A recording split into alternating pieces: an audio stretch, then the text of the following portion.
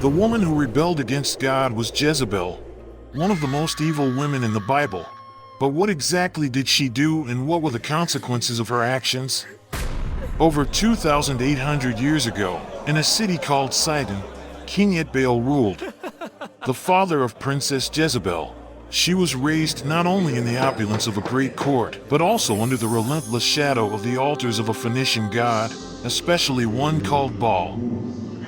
For this reason, she learned very well the secrets of power and devotion to pagan gods, being molded by them for a destiny that would change the course of a kingdom. One day, she was presented with the opportunity to transcend borders when the kingdom of Israel sought an ally, and her father offered the hand of his daughter in marriage to Ahab, the king of Israel at that time. Ahab was a man of weak character and easily moldable, especially by a manipulative and strong-willed person like Jezebel. Despite the fact that that marriage was not convenient due to the unequal yoke and idolatry on the part of the kingdom of Sidon, Ahab accepted it to ensure the political and economic stability of his people, without knowing all the evil that awaited him. At the beginning of their marriage, Jezebel pretended to be a submissive and very good wife. It seemed as if she also agreed to worship the Almighty. But she was actually just hiding the intention to promote the worship of the Phoenician gods in Israel. It didn't take long when suddenly Jezebel's manipulation completely dominated King Ahab, and with her husband's consent, she took control and created immense altars and temples to worship her gods. This is how Jezebel began to challenge the ancient laws, bringing as a consequence to the people of Israel the warning that a prophet named Elijah had given some time ago. He had told Ahab that a severe drought would come. This drought lasted for several years, and the lack of rain had a devastating impact on the region, causing famines and difficulties for the population. Jezebel's wickedness was such that she not only ordered the people to worship other gods, but she also sent her soldiers to annihilate all the prophets of God, and they all died except for Elijah. At this point, the whole nation of Israel was already on the brink of collapse. So many of those who still believed in God sought him and cried out to him. It was then that God spoke to the prophet Elijah, who was in hiding, and he met with King Ahab. Elijah, guided by God, vehemently denounced idolatry and apostasy before King Ahab and called the prophets of Baal and the Israelites to Mount Carmel for a challenge in front of the entire nation. Each group had to prepare a sacrifice and call upon their respective god to ignite it.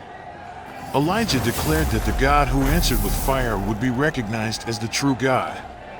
After hours, and many attempts, sacrifices, dances and more, all the prophets of Baal miserably failed in invoking their false god.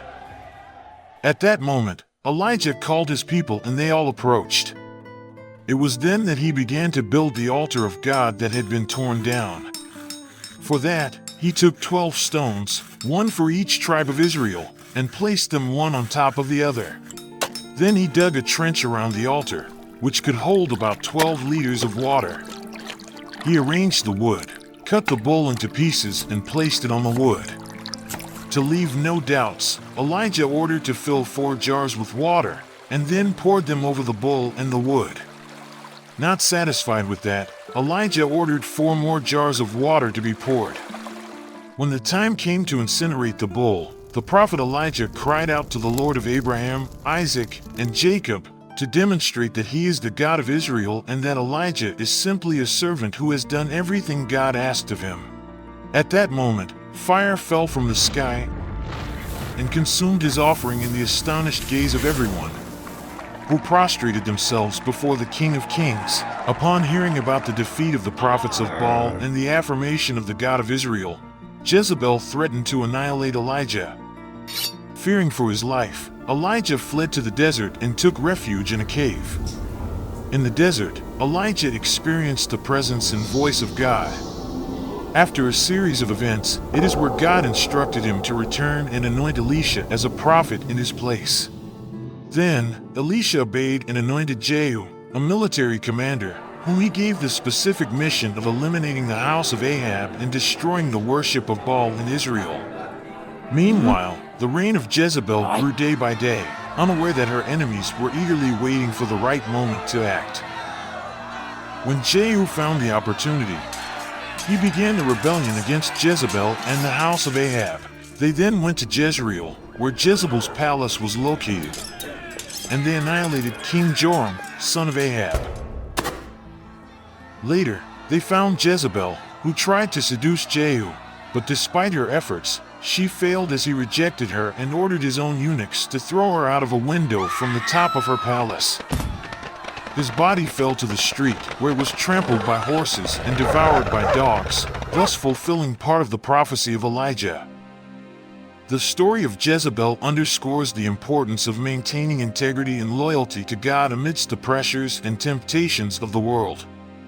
The prophets and those who remained faithful to God faced great challenges, but their integrity and devotion ultimately prevailed.